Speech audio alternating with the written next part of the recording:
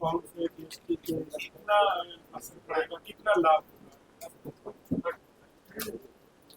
देश की आज़ादी के बाद जिस तरह से प्रधानमंत्री ने पहली बार उन्होंने वन नेशन वन टैक्स की अवधारणा को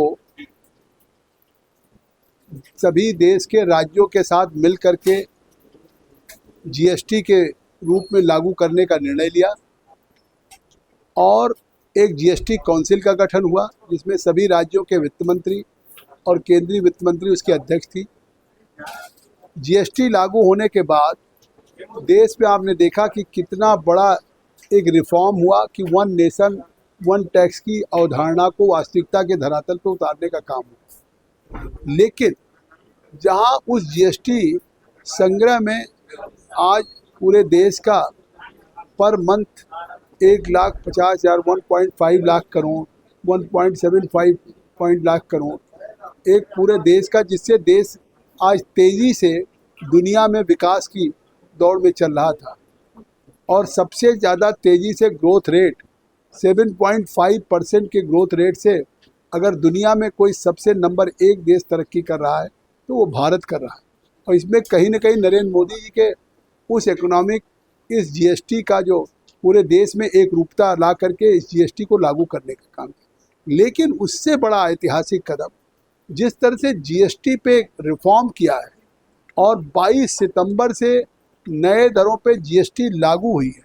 अभी तक जो जीएसटी का रेट था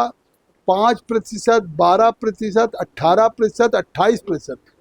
अब देश में जो आवश्यक वस्तुएं जैसे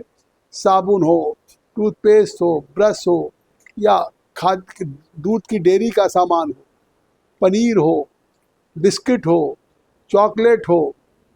या गरीब चलने वाला साइकिल पे हो, मिडिल क्लास का मोटरसाइकिल पे हो या कार रखने वाला हो या फ्रिज हो, टीवी हो, ये वॉशिंग मशीन हो, हर चीज़ पे जिस तरीके से उन्होंने आवश्यक वस्तुओं को केवल 2 कर दिया कि अब 2 स्लैब रहेगा 5% और 18%। एक इतनी बड़ी राहत मिली है, चाहे वो कंज्यूमर्स में, चाहे इंफ्रास्ट्रक्चर में, चाहे सीमेंट में, चाहे वो आज लोगों के दैनिक उपयोग में आने वाली चीज़ें या जिस तरीके दवाओं में, खिलौनों में, सब चीज़ों में। और इससे इस छूट से सीधे 2.5 लाख करोड़ जो अभी तक वो जीएसटी के रूप में जाता सरकार के खजाने में, वो 2.5 लाख करोड़ अब सरकार के खजाने के बजाय वो सीधे जनता को पासान होगा। अब जनता को अगर 2.5 लाख करोड़ इस जीएसटी की छूट से मिलता है तो इस देश में कहीं ना कहीं जीएसटी का फ़ायदा अर्थव्यवस्था को भी होगा और दुनिया के सामने जो हमारी चुनौतियां हैं, चाहे टैरिफ को लेकर के, चाहे टैक्सेज को लेकर के, उसका भी हम मुकाबला, उस समस्या का समाधान बहुत ही बखूबी ढंग से करेंगे। और हमारी देश की अर्थव्यवस्था में इन रियायतों से 2 लाख करोड़ की वृद्धि हमारी अर्थव्यवस्था, भारत सरकार की अर्थव्यवस्था में होगी। तो एक तरफ भारत सरकार की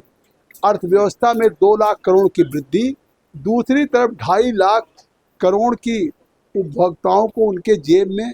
पासान होगा। तो इससे हमारी जो एक चुनौतियां थी और एक संकल्प था कि देश को 2027 तक हम दुनिया की तीसरी अर्थव्यवस्था मोदी जी ने संकल्प लिया है, उसको भी पूरा करने में सक्षम हो। वर्तमान समय में अगर वैश्विक चुनौतियां देखी जाएं तो चाहे यूक्रेन रूस का मतभेद हो, झगड़ा हो, वार हो, या हमास का गाजा का हो, इजराइल का हो, तो जिस तरीके से ये है, इसके नाते कच्चे तेलों में जिस तरह का इजाफा हो रहा है और उसका प्रभाव दुनिया के सभी देशों में पड़ रहा है, ऐसा हमारा भी भारत अछूता नहीं है।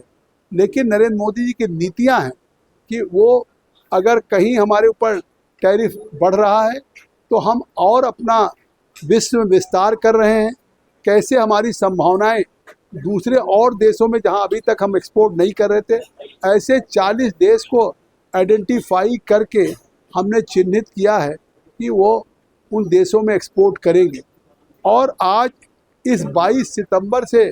जो छूट हुई है, केवल 22 सितंबर से 2 अक्टूबर तक मारुति जो छोटी कार है, जिसको लोअर मिडिल क्लास लोग यूज करते हैं, 2 लाख कारें बिक चुकी हैं केवल कुछ दिन में। 22 सितंबर से 10 दिन में 2 लाख का। Tata motor commercial vehicle, Tata Motors की 50,000 अभी तक गाड़ियां बिक चुकी हैं। इसी तरह से हर क्षेत्र में आज बाजार में देख रहे होंगे कि आपने देखा होगा, कल विजयदशमी का पर्व था या शारदीय नवरात्र में बाजार में किस तरीके से लोगों की खरीद करने का लोगों के अंदर उत्साह है, ऊर्जा है। वो केवल इसलिए है कि जीएसटी में इतनी बड़ी छूट हुई है। और जीएसटी की छूट के लिए हम भारत के प्रधानमंत्री जी को धन्यवाद देते हैं, नरेंद्र मोदी जी को, कि उन्होंने वैश्विक चुनौतियों के बावजूद भी आज उस चुनौतियों का में भारत की जनता को और टैक्स में राहत देने का काम किया। भारत के उस जीएसटी में जहां अंतर्राष्ट्रीय बाजारों में कच्चे तेल के दामों में वृद्धि हो रही है, टैरिफ बढ़ रहे हैं, वहाँ पे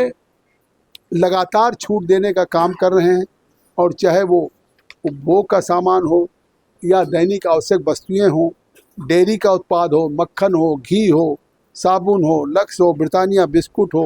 रोटी हो, पनीर हो, सब में हमने आपको बताया कि अब इसमें 28% से घटा के 5% कर दिया। कैंसर की दवाओं पे 0% कर दिया, 18 से 5% कर दिया। तो अब इस तरीके से देश के लोगों को कितनी बड़ी राहत मिली है, इसके लिए मैं अपने प्रधानमंत्री को